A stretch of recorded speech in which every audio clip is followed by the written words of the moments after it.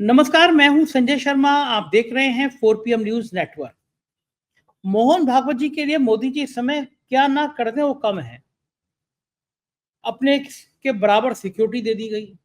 भागवत जी पकड़िए, सिक्योरिटी में चलिए, आप मेरे बराबर रखिए। 10 साल बाद मोदी जी को याद आया कि सरकारी नौकरी जो कर्मचारी हैं वो संघ की शाखा में जा सकते हैं, वो अनुमति दे दी। अब क्या कर दें मोदी जी।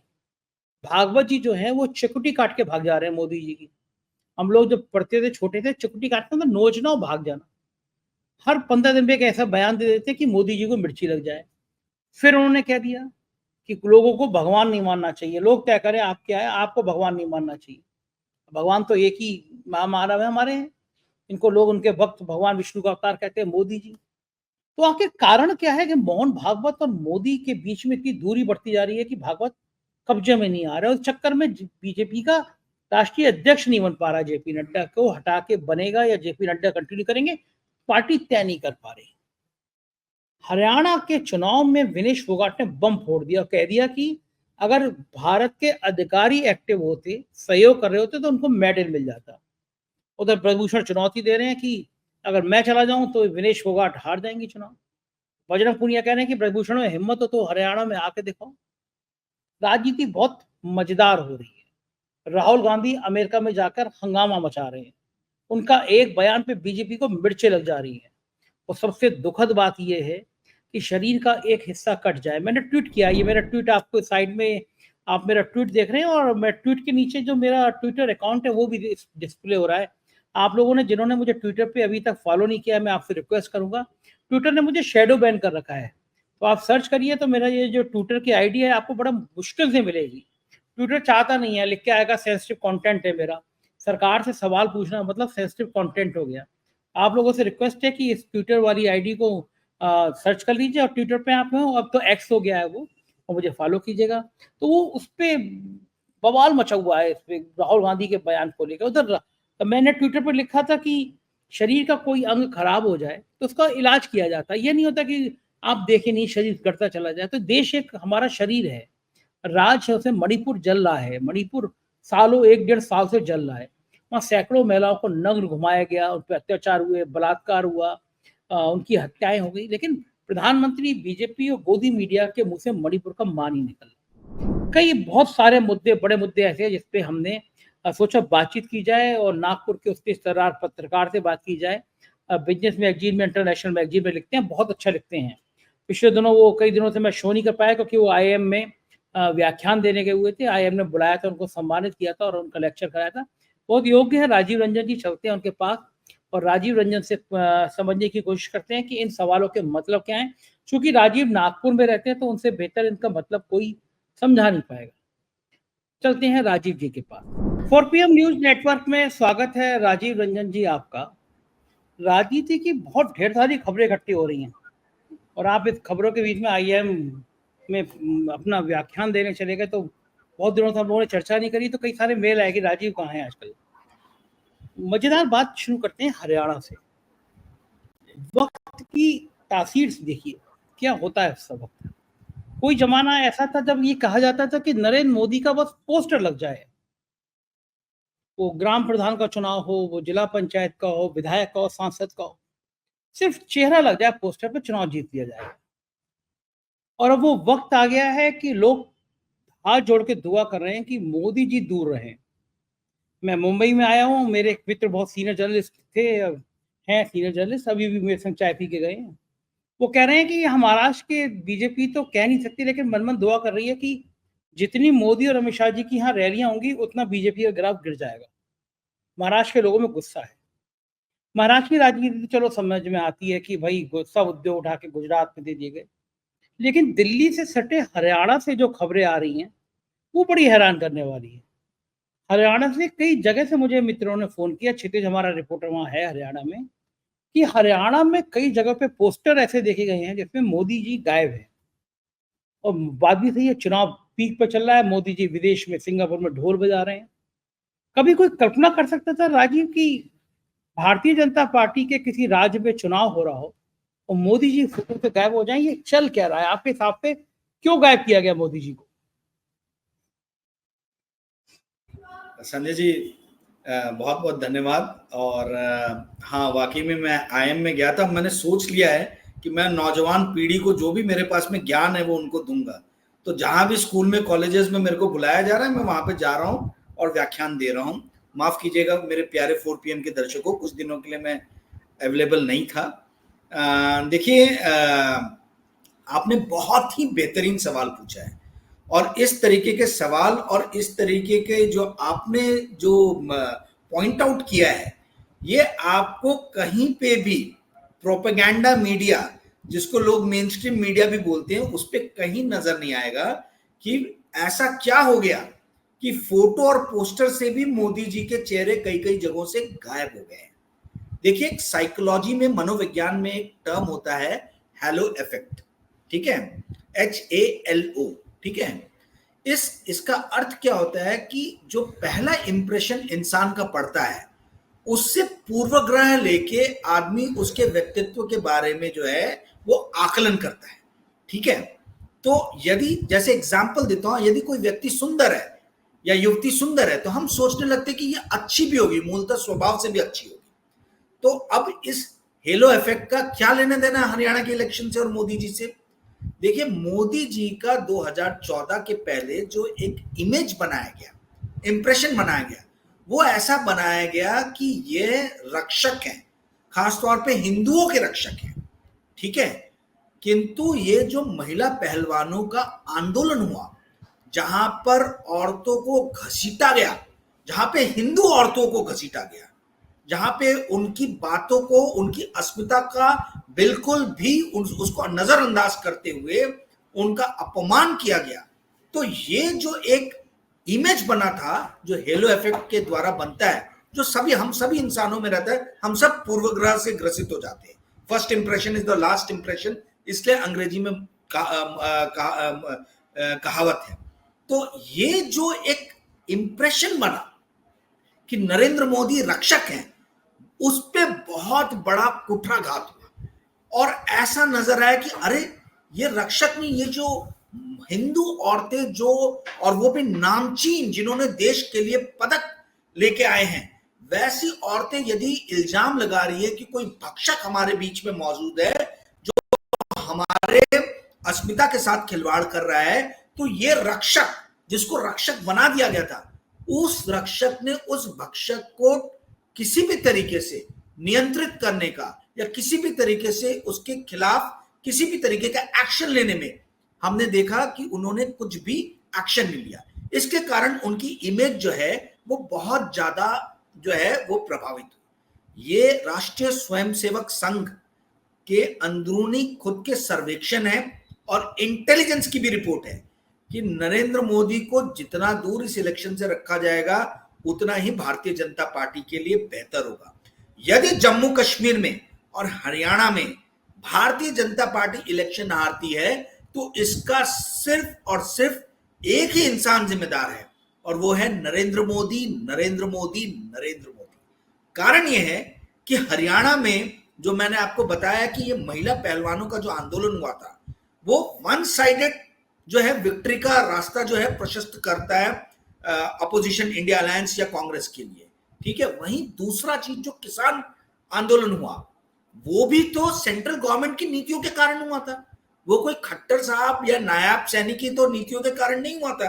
तो जो हरियाणा में लोग चिढ़े हुए हैं, जो गुस्से में है, जो क्रोध में है, उसके पीछे जो मूल कारण है वो है नरेंद्र मोदी की नीतियां।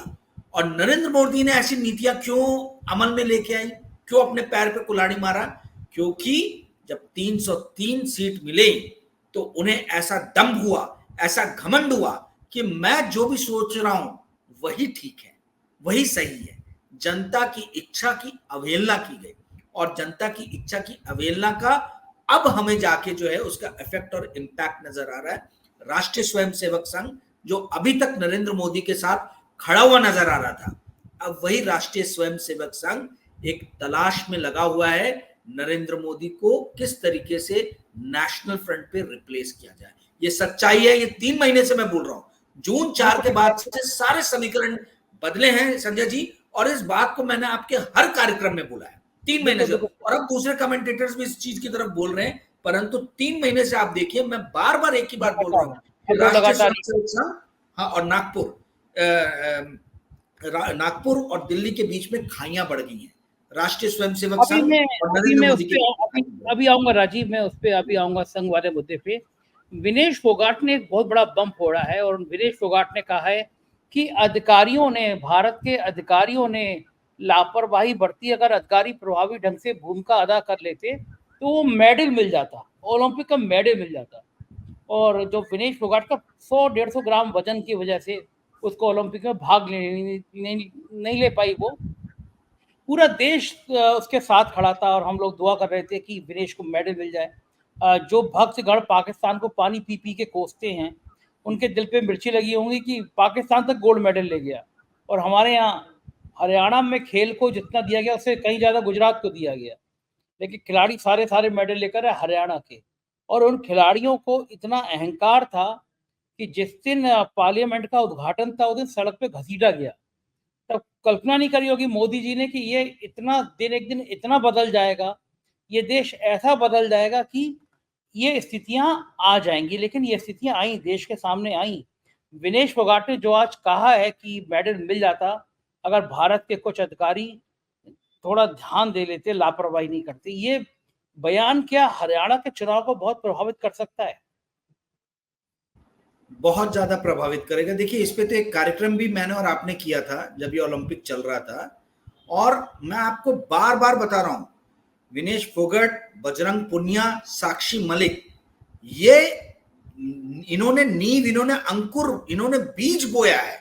ये जो जिस तरीके का आज आप देख रहे हैं कि क्रोध, एक लहर दौड़ रही है भारतीय जनता पार्टी की तरफ और जो अवसान पे जा रही है, इसकी जो नींव रखी है वो इन तीनों ने नींव रखी है। और इतिहास हमेशा इस बात को याद रखेगा। विनेश फोगट ने हमारी संस्थाओं में, खासतौर पे खेल की जो संस्थाएं हैं, उसमें किस तरीके से कुछ लोगों ने अनियमितताएं करके उसको पूरी तरीके से कब्जा कर लिया है, और किस तरीके से वो अपने ही खिलाड़ियों के साथ ये संस्थान नहीं खड़े हैं, इस चीज को बहुत ही खूबसूरती के साथ उन्होंने बताया। वो सबसे बड़ी भुक्तभोगी है। एक स्वर्ण पदक या रजत पदक, उनको तो कोई भी पदक नहीं मिला। सालों की मेहनत, उनकी सालों की मेहनत खटाई में चली गई। संजय जी, मैं और आप उनका ये दुख और दर्द समझ नहीं सकते। हम उनके साथ जरूर खड़े हैं, परंतु उनके दर्द को समझना जो है ये बहुत मुश्किल काम है। जिस खिलाड़ी ने दशकों मेहनत की हो और जब मेडल, एकदम मेडल के करीब पहुंच गया हो, तब वो देख रहा है कि अपने ही देश से जैसा वो सोच रहा था, समझ रहा था कि उसको साथ मिलेगा, वैसा उसको साथ नहीं मिला। विनेश फोगट जो है एक योद्धा है, और मैं आज आपको बता रहा हूं, यदि भारतीय जनता पार्टी अगर डबल फिगर्स में भी नहीं पहुंची, ठीक है, दहाई के भी आंकड़े को पार नहीं कर पाई, तो इसमें इनके आंदोलन, महिला पहलवानों का आंदोलन जो है एक बहुत अहम भूमिका जो है उसने निभाई है। इस बात को आप समझ लीजिए। यही कारण है कि आप देखेंगे नरेंद्र मोदी पूरी तरीके से गायब है, क्योंकि एक प्रोपेगेंडा मीडिया ने एक ऐसा इमेज क्रिएट किया है नरेंद्र मोदी का कि ये इनविंसिबल है, ये जहां भी हाथ रखते हैं वहां तो जीतते ही हैं। हालांकि वो बहुत सारे चुनाव हारे हैं, परंतु ये प्रोपेगेंडा मीडिया का एक बनाया हुआ ऐसा इमेज है, और वो साइकोलॉजिकली वॉरफेयर आपके साथ कर रहे हैं। आपको ये बताने की कोशिश कर रहे हैं, जनता जनार्दन को ये बताने की कोशिश कर रहे हैं कि जहां भी नरेंद्र मोदी जाते हैं वो विजय का पताका लहराते हैं। और उनको ये मालूम है कि इस हरियाणा के इलेक्शन में किसी भी हाल में भारतीय जनता पार्टी जो है वो जीतने नहीं वाली है। तो अभी से बहाने बनाए जा रहे हैं, और मैं आपके दर्शकों को एक जो मेरे पास में इंटेलिजेंस की खबर है वो एक साझा कर देना चाहता हूं कि देखिए, भारतीय जनता पार्टी का अपना अनुमान जो है और संघ की भी जो अपना सर्वेक्षण है, उससे इनको ऐसा लग रहा है कि 12 से 16 सीटों में ये कंफर्टेबल है, यानी 12 से 16 सीटें ये जीत सकते हैं। 21 सीटें ऐसी हैं जहां पर छोटी छोटी पार्टियां जो है वो वोट काटने का काम करेंगी, और ये उनको हर तरीके से फंडिंग करके, मदद करके, मीडिया में उनको बढ़ा चढ़ा के, जहां पे भी ये देख रहे हैं कि हमारे कैंडिडेट 1-on-1 फाइट नहीं कर सकते कांग्रेस के साथ में, तो वहां पर ये छोटी पार्टियों को जो है, वहां पे बहुत सारी छोटी छोटी पार्टियां और बहुत सारे समझौते भी हो रहे हैं। तो जैसे बहन मायावती जी का एक पार्टी के साथ हुआ, फिर आपके चंद्रशेखर रावण जी का एक पार्टी के साथ में हुआ। तो ये सोच रहे हैं कि किसी भी तरीके से ये थर्ड फ्रंट और फोर्थ फ्रंट ये किसी भी तरीके से वोट काटने का काम करें। तो 21 सीटें ऐसी हैं जो इनके इंटरनल सर्वेक्षण में इनको समझ में आ रहा है कि जहां पे वोट कटुआ पार्टी की मदद से जो है ये इलेक्शन को शायद थोड़ा टिल्ट कर सके, और 12 से 16 सीटें ऐसी हैं जो इनको लग रहा है कि कंफर्टेबली जीत सकते हैं। तो कुल मिला के आंकड़ा ये 90 में 45 चाहिए इन लोग को। तो अगर थोड़े भी आंकड़े के आसपास में पहुंच गए तो ये अभी भी ख्वाब देख रहे हैं कि ये बना पाएंगे। अब एक चीज समझिए, इलेक्शन जो है इसमें मैथमेटिशियन, साइकोलॉजिस्ट, इन सारे लोगों का संजय जी बहुत ज्यादा जो है रोल बढ़ गया। पहले जैसे इलेक्शन नहीं रह गए, हर तरीके की प्रोबेबिलिटी, हर तरीके के परमुटेशन कॉम्बिनेशन, हर तरीके के साइकोलॉजिकल वॉरफेयर है ना, मीडिया में हर तरीके से जो है आपका इमेज, कल्ट इमेज क्रिएट करना, ये सारी चीजों पे बहुत पैसा खर्च किया जा रहा है। और जहां पे भी आपको मालूम है कि वन ऑन वन फाइट आप नहीं जीत सकते, तो ऐसी third front, fourth front, fifth front, इस टाइप के अलग अलग फ्रंट खड़े किए जा रहे हैं और उसके द्वारा जो है वो चुनाव जीतने का प्रयास किया जा रहा है। तो अगर हम इसको बाइनरी में देखते हैं इस इलेक्शन को कि ये हरियाणा के इलेक्शन कांग्रेस बनाम बीजेपी है, तो ये गलती है। इस पूरे इक्वेशन में हरियाणा के इलेक्शन में छोटी छोटी जो पार्टियां हैं ये बहुत क्रिटिकल रोल प्ले करने वाली हैं, और ये खुद संघ और भारतीय जनता पार्टी के अपने इंटरनल जो असेसमेंट जो रहता है, जो उनके भीतरी सर्वेक्षण होते हैं, उसमें ये चीज सामने उभर के आई है। तो साइकोलॉजिस्ट, मैथमेटिशियन, सर्वेक्षण करने वाले लोग, इन सभी का बहुत अहम रोल है आने वाले दिनों में इलेक्शंस में। जी संजय जी, बिल्कुल ठीक कह रहे हैं, इनका रोल होगा। और आपने जब ये बात कही कि 3 महीनों में मोदी जी का ग्राफ नीचे आया, तो आप नागपुर में बैठे हुए हैं इस समय और नागपुर की राजनीति को बहुत जानते हैं और बहुत आपने खुलासे भी पहली बार आरएसएस की राजनीति को लेके 4PM के मंच पर किए हैं। ये आपके मोहन भागवत जी को क्या हो जा रहा है? प्रधानमंत्री क्या करें बताइए? सिक्योरिटी, जितनी सिक्योरिटी प्रधानमंत्री को है उतनी मोहन भागवत को दे दी। 10 साल बाद याद आया कि संघ के जो लोग हैं वो सरकारी सेवा में जो है वो जा नहीं सकते, संघ की शाखा में वो रोक हटा दी। मतलब जितना मोदी जी झुक सकते हैं उतना मोहन भागवत के सामने झुक गए हैं। लेकिन मोहन भागवत उनसे चिकुटी काटना, कहते हैं ना हम लोग कि चिकुटी काट के भाग गए, मोहन भागवत उनकी चिकुटी काटने से बाज नहीं आ रहे हैं। अभी कह दिया कि भाई इंसान को भगवान नहीं समझना चाहिए, लोग भगवान माने, खुद को भगवान नहीं समझना चाहिए। अब ये उन्होंने मेरे लिए तो कहा नहीं होगा, उन्होंने राजीव रंजन के लिए तो कहा नहीं है, सब जानते हैं कि मोदी जी के लिए कहा गया है, क्योंकि मोदी जी को लगने लगा था कि वो बायोलॉजिकल नहीं है, वो दूसरी दुनिया से आए हैं। मेरे को तो एक बार एक एमपी बता रहा था, बड़ा मजेदार किस्सा राजीव भाई, कि बुलाया वो, उसके एमपी ने मुझे बताया कि बुलाया इन्होंने, साहब ने, प्राइम मिनिस्टर ने पूछा लोग मेरे बारे में क्या कहते हैं, तो बेचारा एमपी बोला सब लोग कहते हैं कि आपने जिंदगी बदल दी। बोला और? बोले और कहते हैं कि अगर आप नहीं होते देश का पता नहीं क्या होता, दुनिया में नाम हो गया। बोले और कहते हैं कि हमारे बच्चों का भविष्य आपने सुरक्षित कर दिया। बोले और कई सारे और होगा कि समझ में नहीं है और क्या। बोले और सब आपकी कृपा। बोले और कुछ नहीं कहते। फिर वो तो एमपी का कहना था, मेरे दोस्त ने बताया कि एमपी ने फरमाया कि सुनते ही साहब कहते हैं कि लोग मुझे भगवान समझते हैं, तुम्हें भी ये बात प्रचारित करना चाहिए। तो मोहन भागवत भी तो पता पहुंची गई होगी साहब बायोलॉजिकल नहीं है, दूसरी दुनिया से आए हैं।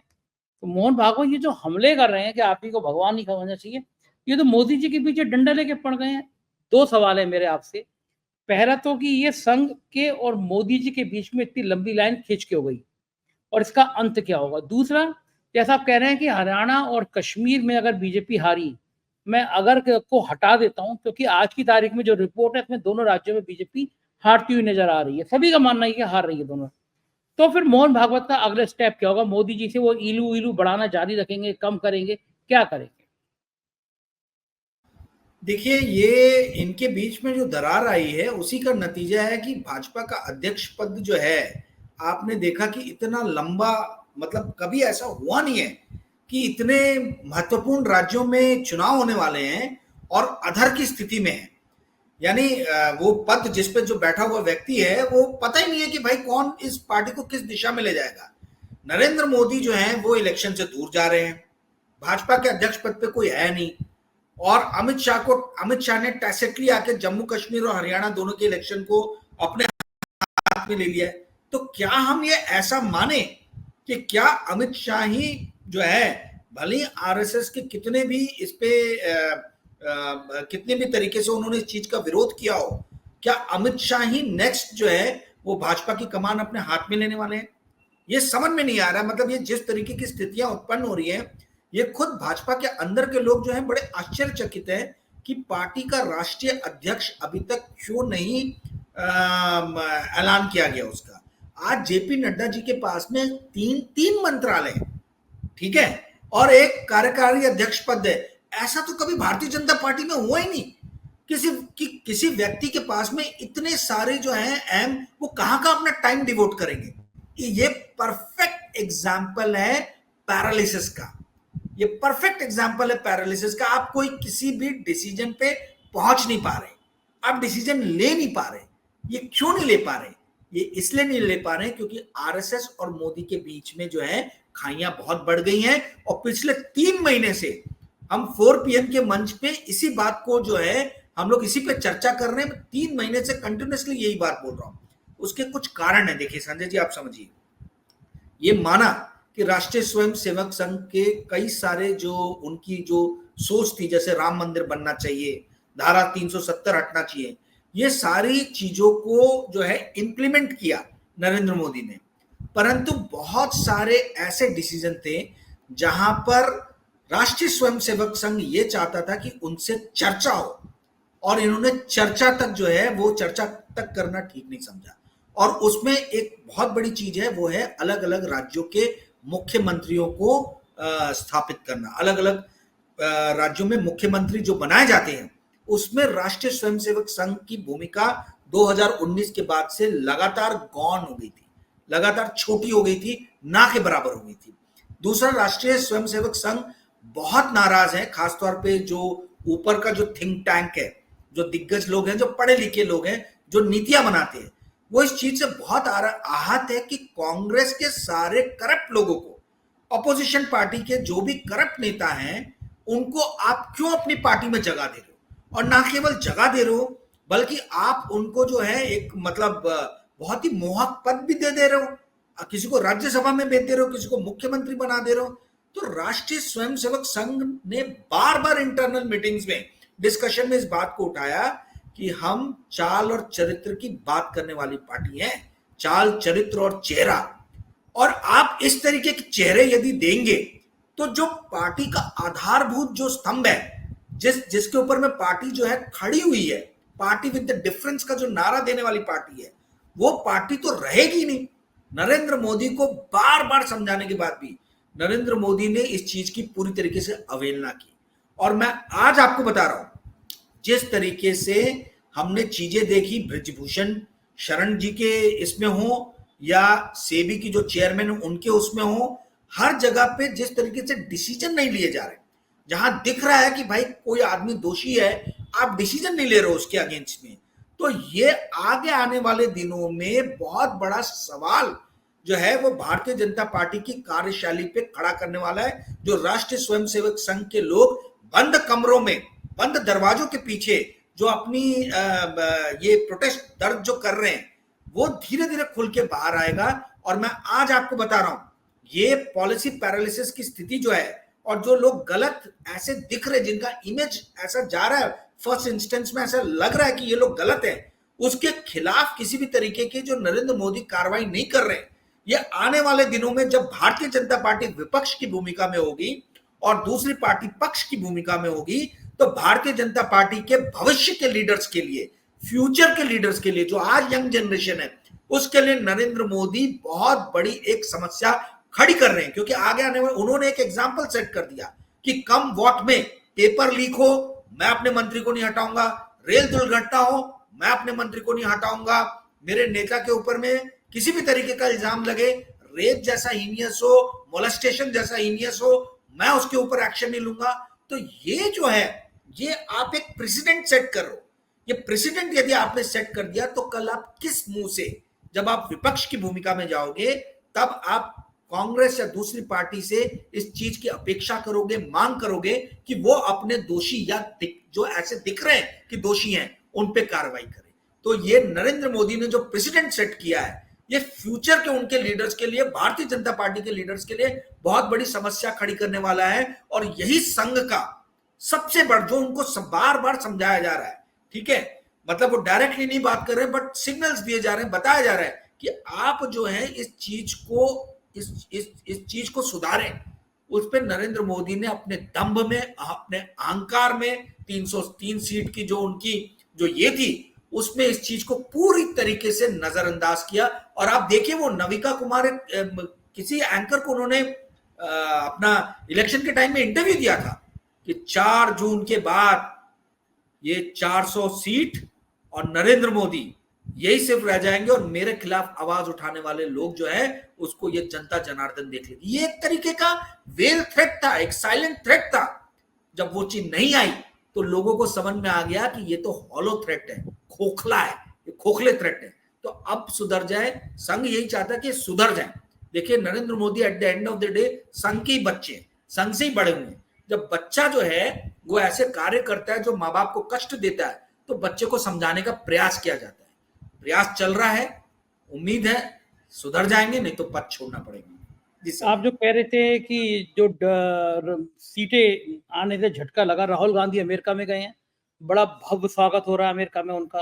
और राहुल गांधी मोदी जी के दौरे से पहले जाके इतनी खुराफात कर देते हैं कि मोदी जी को परेशानी हो जाती है।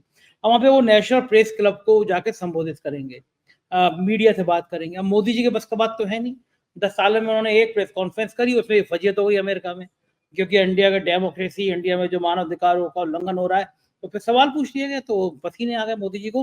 तो फिलहाल वो तो प्रेस कॉन्फ्रेंस करने वाले नहीं है। राहुल गांधी ने वहां जाके कह दिया कि भारत में जो रिजल्ट आया पार्लियामेंट, उसके बाद लोगों का बीजेपी के प्रति और प्राइम मिनिस्टर लोगों ने डरना बंद कर दिया है। अब लोग रिएक्ट करने लगा, बीजेपी तिलमिला गई है अमेरिका में इस बयान से। राहुल गांधी का जिस तरह से अमेरिका में स्वागत होता है, या विदेशों में जो स्वागत हो रहा है राहुल गांधी का, नेता प्रतिपक्ष बनने के बाद वो पहली बार गए हैं। क्या ये मोदी जी के लिए बहुत बड़ा प्रेशर है, क्योंकि कुछ दिनों बाद मोदी जी भी अमेरिका जाने वाले हैं? बिल्कुल संजय जी, देखिए इस बात में किसी भी तरीके की गुंजाइश नहीं है कि राहुल गांधी जो है वो समकक्ष आ गए नरेंद्र मोदी के। नरेंद्र मोदी जिसके पास में सिस्टम के सारी चाबियां हैं, जिसके पास में प्रोपेगेंडा मीडिया है, जिसके पास में धन बल है, जिसके साथ में पूरा इंडिया का कॉर्पोरेट है, वही राहुल गांधी जो है उसके पास में जनता का समर्थन और कुछ नहीं है। पार्टी पूरी तरीके से बैंकरप्ट हो गई है, पार्टी के पास में पैसे नहीं है, उनके पास में कॉर्पोरेट की कोई जो है बैकिंग जो है वो अब बच नहीं गई है। और आप देखिए प्रोपेगेंडा मीडिया का तो ये हाल हो गया कि खुद इंडिया अलायंस ने और कांग्रेस ने इन मंचों पे जाना छोड़ दिया है। मेरे और आपके जैसे लोग जो है, हम लोग बात करते हैं क्योंकि हम लोग किसी भी तरीके के पूर्वाग्रह से ग्रसित नहीं है। यदि राहुल गांधी कुछ गलत करेंगे तो हम उनको भी टोकेंगे, और इंडिया अलायंस कुछ गलत करेगा तो उसको भी टोकेंगे। परंतु आज की यथास्थिति ऐसी है कि राहुल गांधी ने अपने अथक परिश्रम से, अपने अथक प्रयास से अपना इमेज, अपना कद जो है वो बहुत ऊंचा कर लिया है। और ये कहीं ना कहीं टीस का कारण है।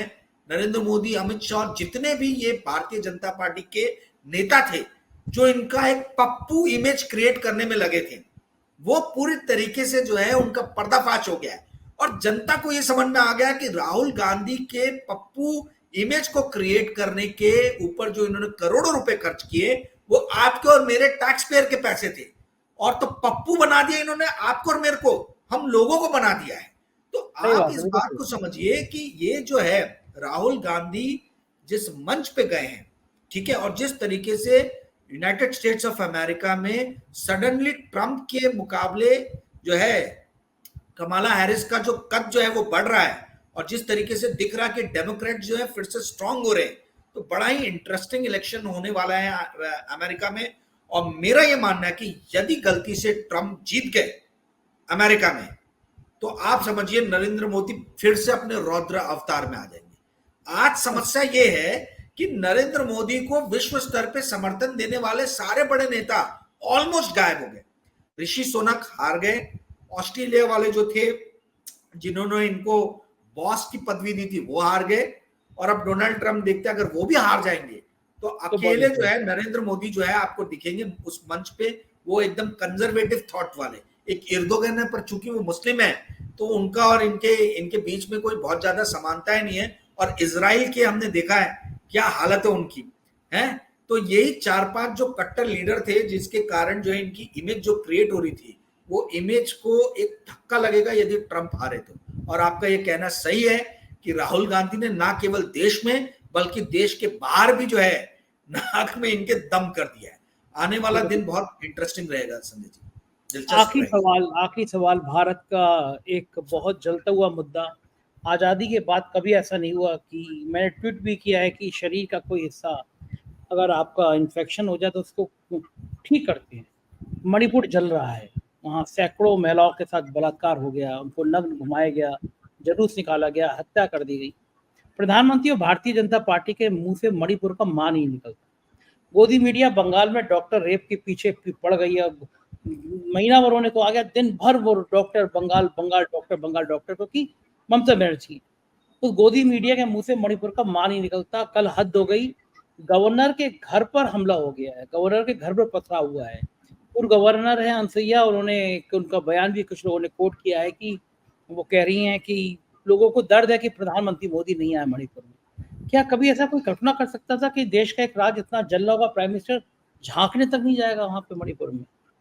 ये बहुत ही शर्मनाक स्थिति है कि आपके पास में यूक्रेन जाने का समय है, रशिया जाने का समय है, ब्रुनेई जाने का समय है, तमाम तरीके के देश आप जो है सिंगापुर जा रहे हैं, आप अलग अलग राष्ट्रों में जो जा रहे हैं, विजिट कर रहे हैं, और आपका अपने देश का एक राज्य जल रहा है 1.5 साल से और आपके पास में फुर्सत नहीं है, आपके पास में समय नहीं है वहां जाने के लिए। आई मीन इससे ज्यादा जो है, जो भी नरेंद्र मोदी के थोड़े बहुत जो प्रशंसक रह गए थे पढ़े लिखे लोगों में, अब वो भी इस चीज पर सवाल उठाने लगे और वो पूछ रहे हैं कि ये बड़ा ही मतलब शर्मसार कर देने वाली बात है कि एक राज्य के अंदर में महिलाओं के साथ में और बच्चों के साथ में इस तरीके की जो है वो अत्याचार किए जा रहे हैं, और हमारे देश का प्रधानमंत्री जो है उसके पास में फुर्सत नहीं है वहां जाने के लिए। देखिए, ये सिस्टम के अंदर से डर, जो गवर्नर के घर पे हमला हुआ, जो पथराव हुआ, ये क्या इंगित करता है? ये क्या इंगित करता है? ये इंगित करता है कि लोगों के मन के अंदर से जो शासन का, प्रशासन का एक जो भय रहता है, जिसके कारण वो डिसिप्लिन में बंधे रहते हैं, जिसके कारण वो संयमित रहते हैं, वो धीरे धीरे हट रहा जा रहा है। तो अब आप ये समझ लीजिए, देखिए ये एक्सपोज हो रहे हैं, धीरे धीरे एक्सपोज हो रहे हैं। मैंने जो आपको इस इंटरव्यू के शुरुआत में जो हेलो इफेक्ट के बारे में कहा था, ये वही हो रहा है कि जो इनकी एक इमेज बनाई गई थी कि ये इनविंसिबल है, ये रक्षक है, वो धीरे धीरे वो सारी चीजें दूर हो रही है। और जैसे जैसे वो चीजें दूर होंगी, उन पर से पर्दा हटेगा, वैसे वैसे आप समझते जाइए कि नरेंद्र मोदी, भारतीय जनता पार्टी, अमित शाह, इन सब की लोकप्रियता के ग्राफ में बहुत तेजी से गिरावट नजर आएगी। जी संजय जी, बिल्कुल ठीक कह रहे हैं। बहुत बहुत शुक्रिया राजीव भाई, आपने इतनी सारी बातचीत की, समय दिया, बहुत बहुत आभार, थैंक यू। तो ये थे राजीव रंजन जी, और आपने पूरा इंटरव्यू सुना। मुझको यकीन है ये बातों से आप सहमत होंगे।